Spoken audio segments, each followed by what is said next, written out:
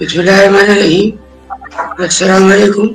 इस वक्त हमारे साथ लाइन में मौजूद हैं मुमताज़ दानिश्वर और मुतादिद किताबों के मुसन्निफ़। ये मालूम करना था कि हम लोग शिकायत करते हैं पाकिस्तान की खराबियों की। कोई तारीख में ऐसा मरहला भी आया या मुल्क की तारीख में ऐसा मरहला आया जिसको हम कह सकें कि ये कुछ अच्छे लम्हात शेयर करें दायरे आप मगरब में हैं और अपनी आंखों से पाकिस्तान की तारीख का बड़ा हिस्सा देखा है, मैंने भी देखा है, आपने भी देखा होगा, तो कुछ शेयर करें। बहुत शुक्रिया जनाब शकील इब्न आदिल साहब। एक ये जो तारीख की अच्छे लम्हात का जिक्र किया है, तो ये जिक्र करके तो आपने एक तीर मेरे सीने पे मारा कि हाय हाय। बात यह है कि इस वक्त हम आए कायदे ज़ीशान की बातें करें, वतन पाकिस्तान की बातें करें।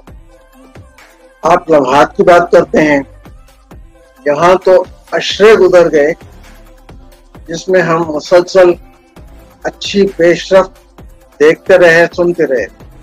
ज़ाहिर है मेरा बिल्कुल लड़कपन का शौरी दौर था और आज से कोई मैं समझ लें कि 50-55 की बात कर रहा हूँ, लेकिन पर जो साजिशें होती थी वो अंदरूने खाना, जिसे हम कहते हैं महलाती साजिशें, वो हुआ करती थी।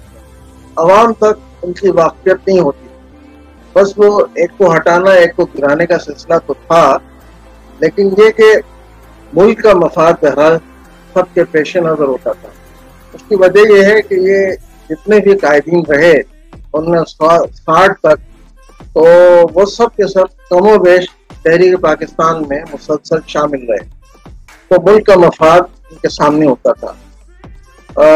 बहुत तवील अरसा 10 साल 20 साल 30 साल ऐसे गुजरे पाकिस्तान बनने के बाद कि मुस्लिम दुनिया में सबसे तवाना आवाज़ मुसलमानों के लिए अगर कोई कहीं से उठती थी तो वह पाकिस्तान से उठती, और पाकिस्तान उस वक्त उम्मत मुस्लिमा का तर्जुमान समझा जाता था, बोल्ड, बहादुर। और कश्मीर का मसला जो था वो पिछली हुकूमतों ने हमारी उसको बहुत नुमाया, बहुत कुव्वत के साथ हर फोरम पर पेश किया।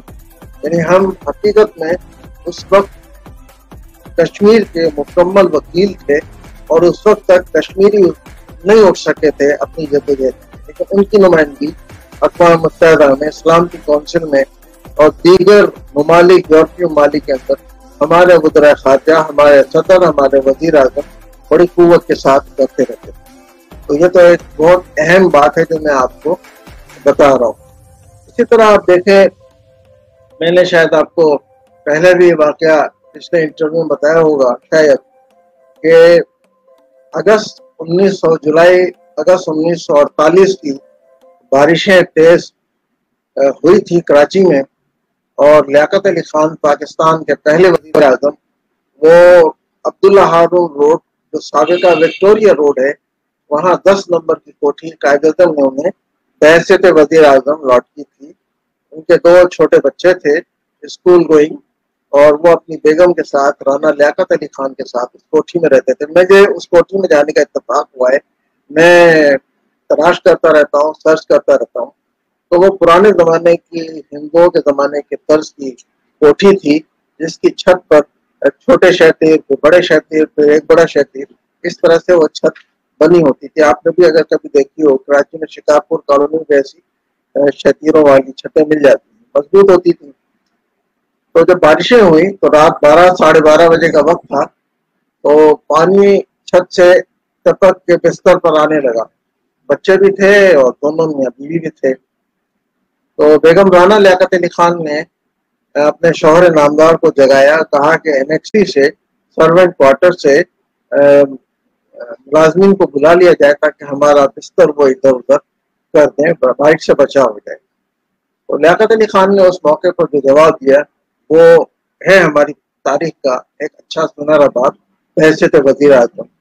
उन्होंने कहा कि जिस तरह से हमारे कमरे की ये छत टपक रही है, इसी तरह से सर्वेंट क्वार्टर्स का भी बुरा हाल होगा।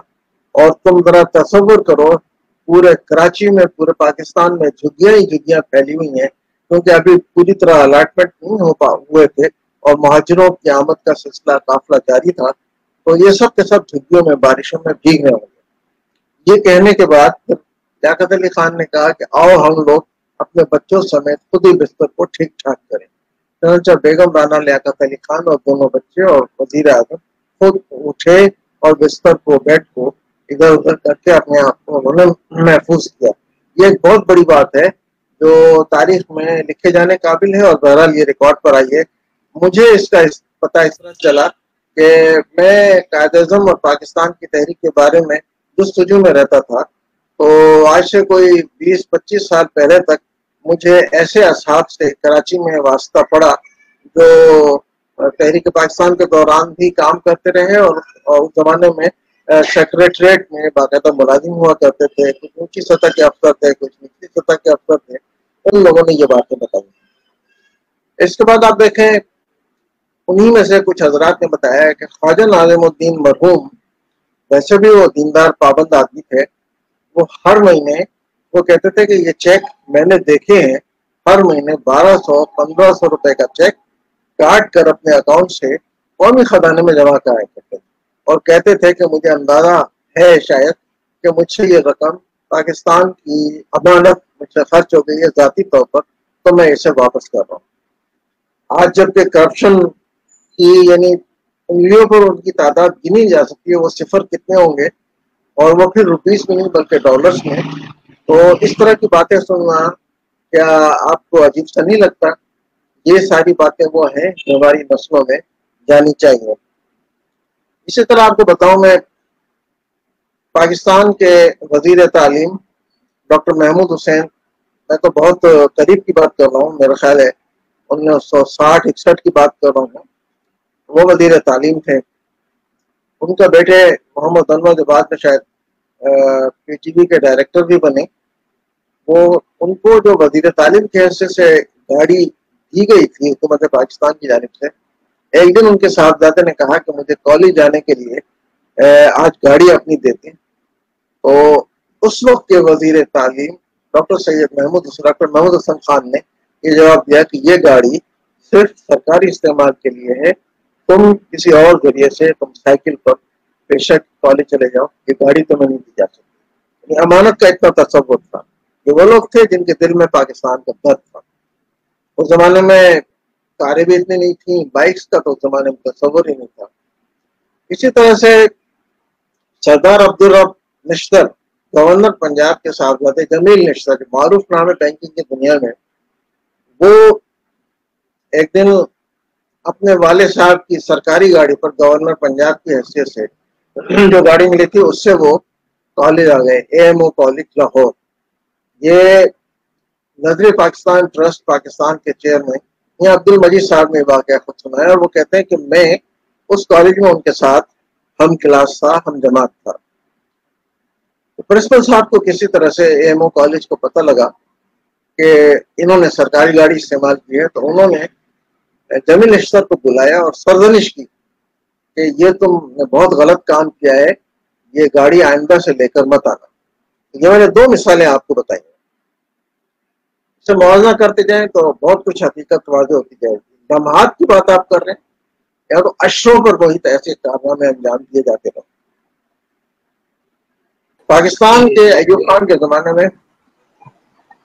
خان کے زمانے میں وزیر خزانہ ہوتے تھے پکک کے سابق چیئرمین، پی آئی سی آئی سی پکک کے سابق چیئرمین این ایم اکیلی، نبی بخش محمد اکیلی۔ ان کو ایوب خان نے، آپ کو یاد ہوگا، اپنا وزیر خزانہ بنایا تھا۔ ان کا بیٹا طالب اکیلی میرے ساتھ کامرس میں government college for commerce and economics Karachi میں میرا ہم جماعت تھا۔ اس کے والد وزیر تعلیم تھے اور ان کا بیٹا میرے ساتھ ہم جماعت تھا۔ وہ کالج سادہ سا تھا کراچی کا بہترین کالج، جہاں باہر کے طلبہ پڑھنے آتے تھے، لیکن لکڑی کی بینچیں ہوتی تھی کہ آپ اندازہ کر سکتے ہیں کہ لکڑی کی بینچوں پر ہم لوگ پڑھا کرتے تھے۔ تو وہاں ایک یہ طالب علم کچھ ایک ہمارے پروفیسر اکاؤنٹس کے تھے، ان کے ساتھ کوئی ذرا بے تکلف سا تھا. وہ ایک دن کلاس ایبسینٹ تھی، یعنی کلاس موجود تھی اور پروفیسر کوئی نہیں تھا، کلاس ویکینٹ تھی. تو حسب روایت شور شرابہ بہت ہو رہا تھا کافی دیر تک، یعنی 30-35 لڑکوں کی کلاس میں، چھوٹی کلاس میں شور شرابہ ہو رہا تھا. تو اسٹاف روم میں گیا تو ہمارے پروفیسر تھے مرحوم سبزواری صاحب.